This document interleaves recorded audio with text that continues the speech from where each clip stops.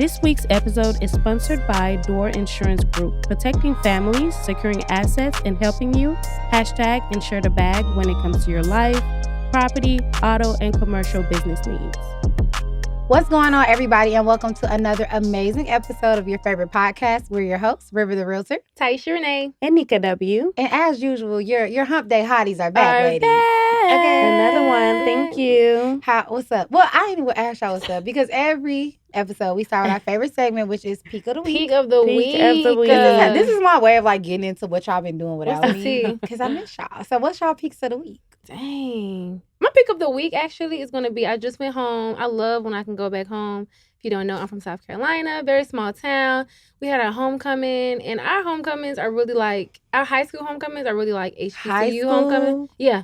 Child. Our high school homecomings are really like HBCU homecomings. It's a vibe. And I just had so much fun I love when I'm home around the people I grew up with. Like, I could just, like, be me, be turned, be all the things. I wish I could relate because it's not like that. I haven't been home in a while. Shout out to Hemingway High School, period. I love that. I always wanted to, like, I think everybody from a small town has that, like, that hometown connection. I love that for us. Just going back to your roots. I love that for you. My roots be my roots. Them your roots. No, because I haven't been to my roots in a long time, so I know how that feels. I can't wait. Yeah, so my peak of the week, what's my peak of the week? So many good things going on. You just can't think of one. I know. So I've been playing the client appreciation event for my past clients. I'm not a planner. I've been thinking about River. I was like, I want to hit up River and so she can help me. But she's so busy, so I'm I got to do it myself. But it's coming along. It's going to be, you know what? I'm not gonna say, but I'll be there. I'm so excited. Yes, you guys are invited. Period. Yeah. So it's going to be my first event. Yeah, client appreciation event for all my clients. One, right? This year, yes. Okay. I love when y'all do events because I'm like, free food, free drinks. I'm going. I may not be your client, but it's a vibe. It's going to be a vibe. It's going to be a vibe. Literally. I will feed off of that for my peak of the week. Anybody that knows me knows I'm a birthday person. Oh, gosh, yes. My birthday is December 4th. By October 1st, I usually send out itineraries. I'm taking a more lax approach this year, so I waited till October 15th to send everything out. So I'm excited. The theme this year is River's Family Vacation. I don't know if y'all seen Johnson's Family Vacation, but we'll play over that. So I'm very excited. We're having like a family reunion style weekend. It's gonna be live. I've always wanted to be the girl. Yeah, I've always wanted to be the girl that like excited and planned for their birthday. I'm just not that girl. I'm not a girl. So I'm just the girl who take a trip with my man for my birthday. Yeah. I see y'all when I get back. I'm stressing mine out. We're gonna have a time. Nah, the birthday is gonna be a good time. If you want to come to my birthday, leave a little comment. But yes, I'm very excited. I think today I'm super excited to even be hosting this episode because y'all know my favorite thing to do is to call y'all out and scam Lana. Oh God, the scammers be scamming. They already told you. They be outside, man. No, y'all did ask me to stop saying it, but if these things apply to you, you are a scammer as well. And so if you're a scammer, you're watching this, we made this episode personally for you, and we're kind of teaching y'all today how you can kind of avoid some of those scams in real estate, right? I think it's unfortunate, also very prevalent because it's something we see all the time. There are a lot of things that kind of happen that may go over your head as a buyer or a seller. Today, we're going to kind of nip some of that stuff in the bud to make sure that you guys don't get scammed, in Atlanta real estate. So stop scamming. Stop scamming. Let's hop right into it. So I think the very, very first scam is when people tell you that you can embark on a real estate journey or go into a real estate transaction without a realtor. That's a scam. It's a scam. Point blank period. The first thing I think of is there's like some ads on Zillow and it'll have like the house would be like $5. It'll be so cheap. It'll be like a match. I remember I had a client send it to me. She was like, "Girl, is this real?" It was like $60,000. It was a nice house. And I already knew it wasn't real. And the details was like, cannot work with a realtor, have to work directly with me.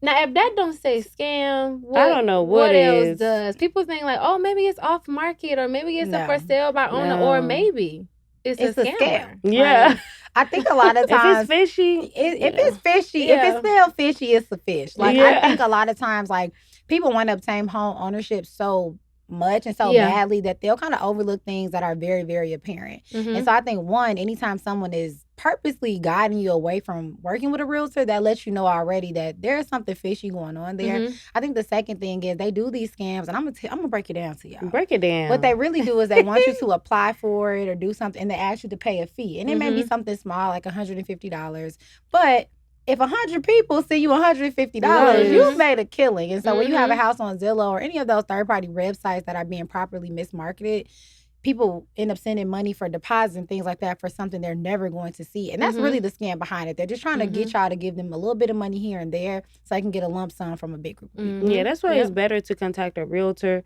and just go straight to the point, because there are so many websites now that are just collecting your information. They just want you to click on the link, and then now they're asking for your Cash App.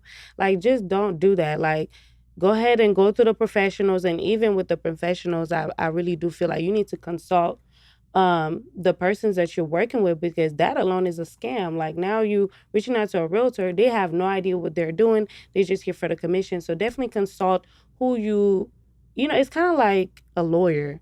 Yeah. Like, if a lawyer is like telling you, oh, I can work for you for $50, like, that's kind of fishy. So it's the same thing with real estate. Imagine this is a big investment. Whoever you're working with, it's not going to be like, it's going to be straightforward and very like simple. Yeah. And I think you mentioned a good thing about your personal information. I think that's another scam, right? Keep your personal information personal.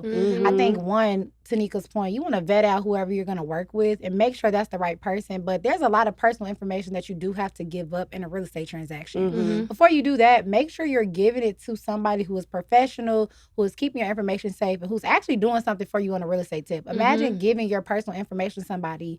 Now you have all these miscellaneous charges, and you're like, I don't know how this could have happened. You know exactly what happened. Exactly. You know how you know how like scammers love to call like older people, like your parents, and they're like, oh, we need your birthday, we need your social security number. They're like the debt consolidation. You know, it's a scam. As an agent, I don't need to know your social security number. Yeah. I don't need to know your personal what is it? Your information. Anything. I don't need to know that. So if you have someone they're calling you, because a lot of people like to call my clients, especially acting like lenders. As soon as you get pre-approved, some of them are legit, but most of them are not. And they'll call you and act like they're a lender. They want your personal information and say that they can get you a pre-approval. However, they cannot. I think the safest thing is to always work with a mortgage professional that you're connected with through your realtor, because one, they already have the connectivity. They're able to vouch that this person is a viable person in the industry. But I think on top of that, like you said, as a realtor, I've never asked my clients, oh, what's your social? Right. I don't need it. Yeah. I may ask for a copy of your ID. And that was what I was about to say. The only thing that we would need to ask for is a copy of the ID. And I think that's for like safety precautions and safety measures. For sure. Before we go see a house. I was going to say, with that is just, hold on. I'm so sorry. The thought just left. I was going to say something. Oh, for sellers. That's what I wanted to say. Let's go back.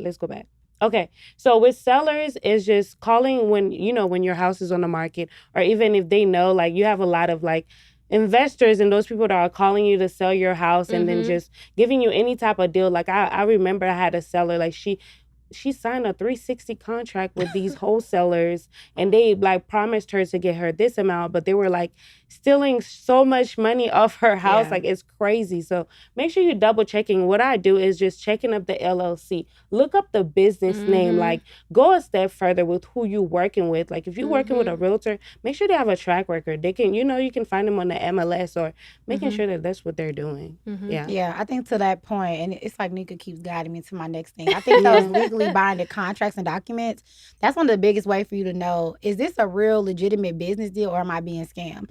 We have very specific documents that we use, and there's a lot of legality behind them. If somebody is like, you could buy a house, just sign this one document, just know that that is a scam, right? Anybody who has purchased a home will tell you there is a plethora of documents, from your finance documents to your disclosures to your actual purchase and sale, which outlines the piece of property you're buying, what the purchase price is, what the different remedies are for anybody who defaults on the contract. It's very, very specific, and has a lot of information that they should be able to reciprocate, kind of go over with you. If it's a simplistic document that's just like, buyer A is purchasing 123 West Street. Thank you. It's like, you should know that that's not right. Right. And we literally just did a few episodes before this one, on the common documents that you should expect. So if you're not seeing these documents, then don't sign. Literally. Point blank and period. Yeah, the scams are outrageous nowadays. Like, you know what I'm seeing a lot though? Are y'all on Nextdoor, the app? No, what's that? I'm seeing squatters. Where they'll act like, they want to rent the house, or they'll act like they want to buy the house, or agent, and then they'll go in the house and they'll never come out.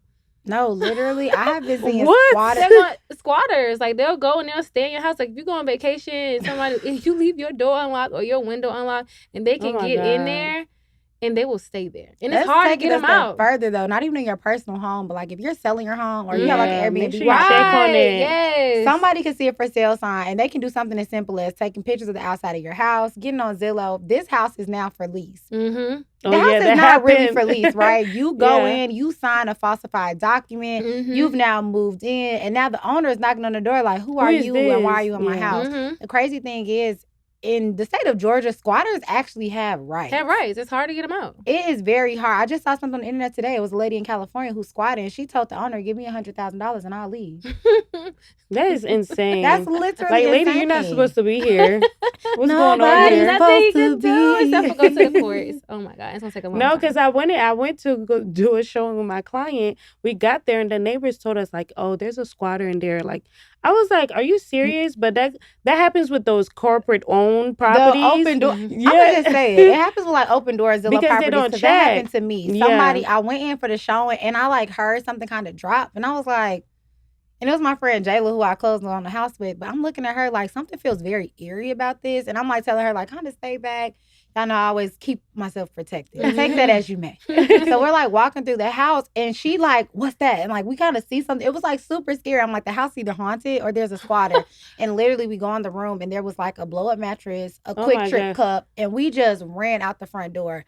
Anytime a house leaves, it's vacant. You run that risk. And I think a lot of times, again, back to the documentation portion of it, if somebody doesn't give you like that full list of documents that you need to be looking for, you might be signing over your rights to a house that is never going to be yours in full. Yeah, double check, man. It's getting crazy. Scamlanta. Like, welcome to Scamlanta, okay? They're going to be mad at you. No, I'm for real. Look, I'm trying to keep y'all up on game because I hate to see it keep happening. I think another big fee is the upfront fees. Yes. Now, there are real estate fees. Yes. And I feel like any good agent is going to walk you through what that looks like, what you can expect to pay as a buyer, what you can expect to pay if you are leasing or a tenant, a landlord, anything like that.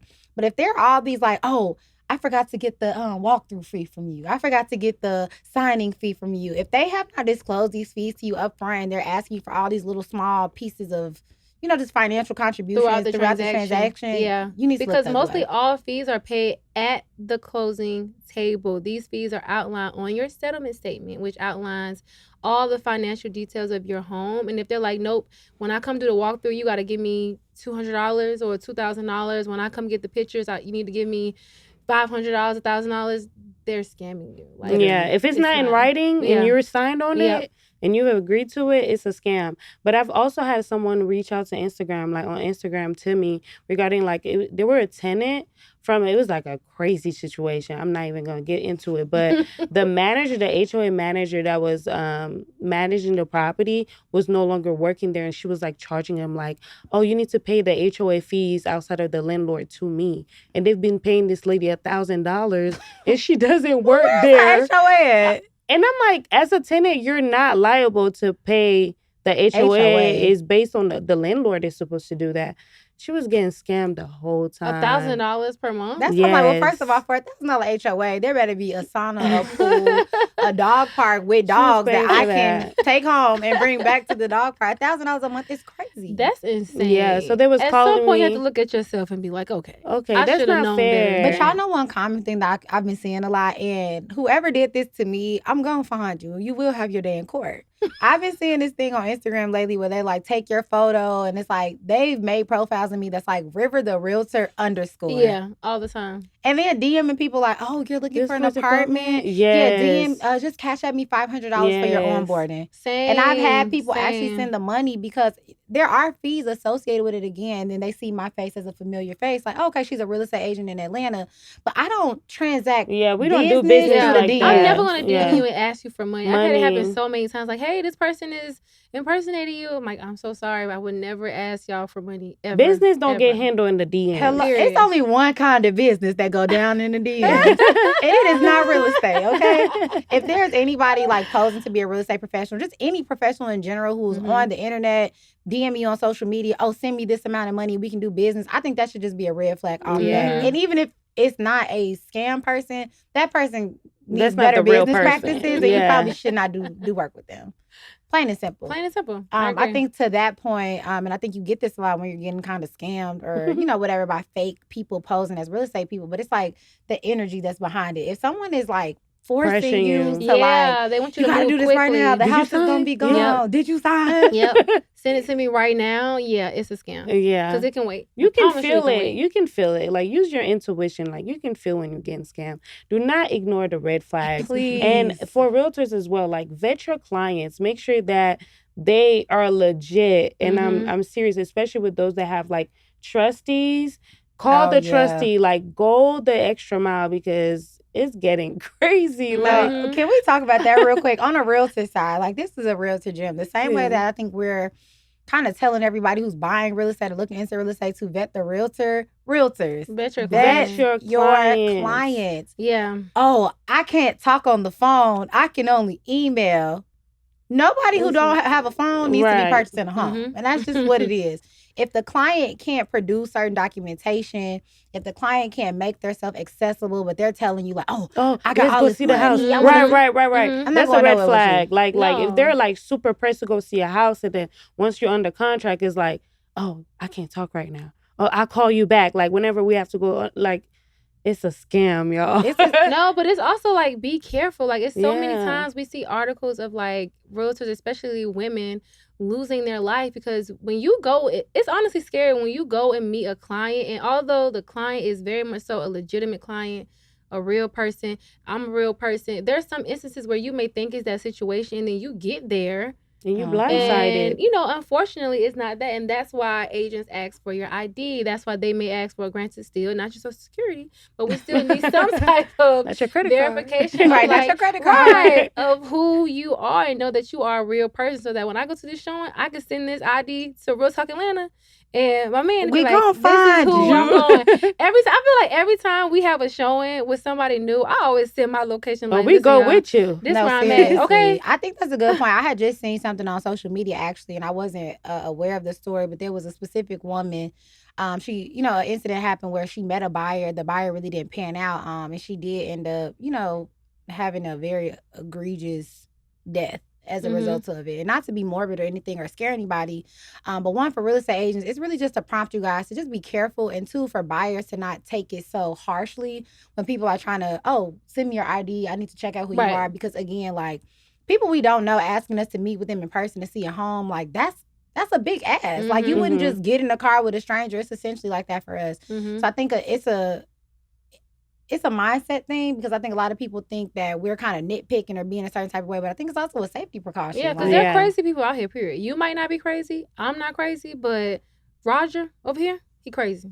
And Roger he been crazy since he been 5 years old. And Roger targets real estate agents who want to go see houses and, Look, watch Law and Order. If y'all think we lying, just watch Law and Order. And I you think have to be careful nowadays with this AI stuff, like tech being super savvy. Oh, girl. That too. When I say I'm not getting into that one, I'm just not. It's getting scary. Sad how many things we can say about scams. That's really like sad. The fact is, I still have 3 more points. Now, look, I think another thing, right? I think it's the unrealistic expectations. Yeah.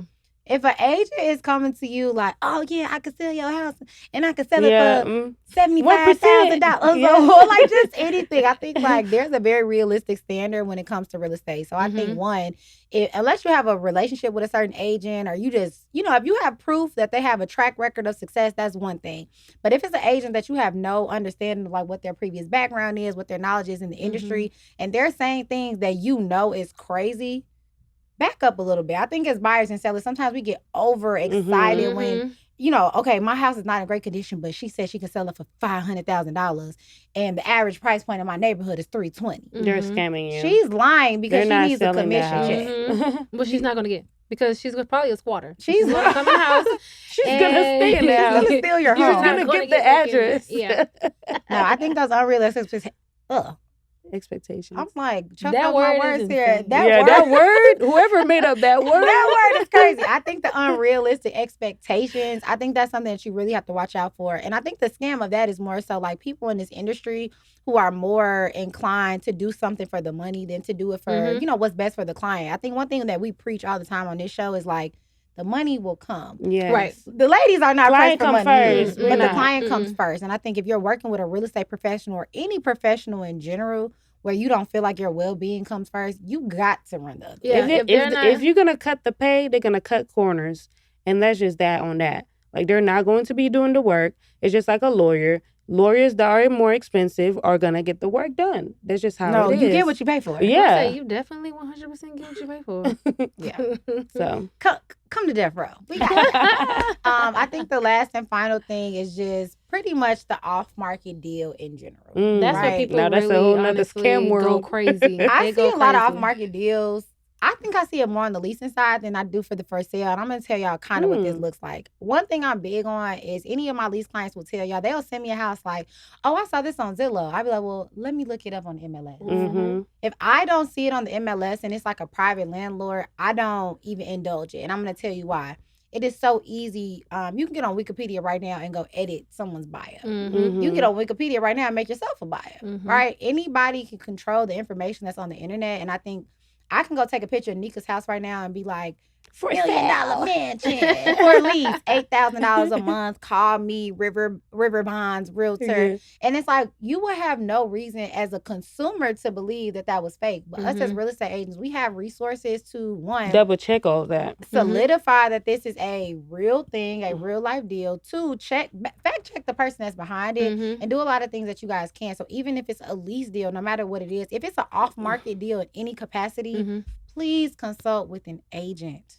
Please. I think all in all, at the end of the day, anything dealing with real estate, anything dealing with you purchasing $100,000+ home, anything dealing with legalities, you just need to consult with a professional. Hire a because I feel like people professional. are like, oh, you just want to get paid. I don't need you.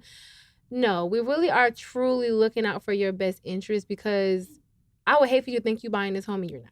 Right. You paid all of this money and the house is still not yours. And because you want it to be cheap, and as a buyer, typically, you don't even really pay anything. So it doesn't really hurt you. Sellers, still, work with a buyer. Work with an agent. You want it to be done beautifully and correctly, period. You want it to be done beautifully. With no scams. With no scams at all. You want it to be done legally. Legally, no. Okay, I have to ask y'all this. Before we close out, I have to know, do y'all have like a very short, quick, like what's the craziest like scam incident that y'all have heard in real estate? Because I know I got one on the top of brain.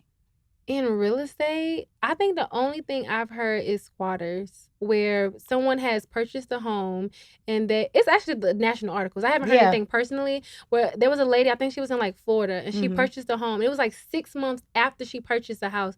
She could not get in the house because a squatter was there. And I think it was the previous seller. I think the seller just literally never left. No. He never, or they had a renter in there, or the seller had a renter in there, and he never left. And I almost had that happen to me. I had a client who was looking at a duplex, and we went to go see that duplex, and something in me told me, these people are selling this house because this lady will not leave. And the house was so nasty. I immediately told my client when we walked out of the house, I said, I'm so sorry that you have paid for this inspection and we are under diligence, but we are not buying this house. No, seriously. The squatters, I think the fact that squatters have rights is something I got to remember. It's not just, oh, you on my house, you got to get out. No, you have to take that person to court. Yeah, the whole eviction process. The eviction process, like it's literally no joke. I think the biggest like crazy scam that I've seen came on a lease deal. Had a girl come to me and she was like asking me all these crazy questions. I was like, calm down. Who hurt you? Like, I could look her in her face and tell her she's been hurt. She said, girl, I found this house on Zillow. It was the perfect house. I sent them the deposit, the first month's rent. I get there, and the lady is walking up to the door with her baby asking me who I am with my moving truck. And I'm like, well, no, I just leased this house from this lady. And she was like, you can't lease my house from this lady because it's my house and I live here. And she was just so distraught and disturbed. It was like a $5,000 oh my God. lease. So she sent $5,000 for the first month's rent, $5,000 for the security deposit, moved all her stuff. And she's sitting outside a moving truck, and this lady got her baby like $10,000. $10,000. And you still don't have a house. I'm like, girl, you should have just bought something. You should call me, sis. You should call you. Yeah. And for leasing too, some people think they don't need a realtor for leases. Listen. It's about that time because Atlanta's getting crazy. Unless you're at an apartment complex and you're good. But If you at an apartment complex, still call us. But anyway, I think that is a good segue. I think the moral to the story is to make sure that no matter what you're doing in real estate, no matter what you're doing on a business tip, make sure that the people that you're working for are professional, are doing things in a legal manner, and really have your best interest at heart. Because in Scamlana, you could be a victim, and we don't want that for y'all. And please, we understand in the comments y'all like stop Scamlana, but it's kind of like things happen. It's not just Atlanta. It's not New just York, Atlanta. It's Chicago. It's like it happens, and you can't be blind to it. Period. Yeah, so. we keep the real in real estate. And it's the real in real estate. If you can't take the real, so the girls that don't like it, go watch another podcast. Right. We keep it real over here. Because that's the truth. But we're going to get into our favorite section. Questions of the day. I'm taking over for Ashley. What do you want to be called? Miss Nika W. Miss Nika Bubble You. That's what we'll do. The question of the day with Miss Nika Bubble You. I love that. Okay, so I'm taking over for Ashley. So if you guys are tuned in via audio or you watching us on YouTube, we have our favorite section called Question of the Day, where you guys submit our questions and send us DMs about things that you'd like to know. Mm-hmm.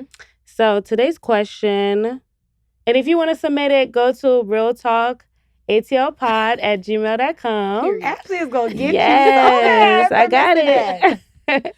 Okay, so someone on Instagram asked, what are some difficulties when purchasing corporate-owned property? So like Open Door, Rently, Progress, all of them. I think the biggest issue is communication. I think people have to understand when you buy from corporate owned, there's a chain of command. Mm-hmm. So it's not just like, hey, I represent the buyer. Taisha, you represent the seller. Hey, Taisha, can you ask your client this? Yep. When it's corporate owned, it's like, hey, sir, can you ask your boss to then ask his boss to then call the seller? And once the seller has a response, can the seller let the boss know so he can let the manager know so he can let the list agent know so he can let me know? That, of course, is not happening one day. So a simple question you might have like, oh, is he going to change the faucet? That might take 4 days for me to give you an answer. And I think a lot of times buyers will get frustrated with me. And it's like, babe, if I could change the faucet myself, I would. 'Cause I don't like confrontation. I'd rather just change a little faucet and just keep it pushing.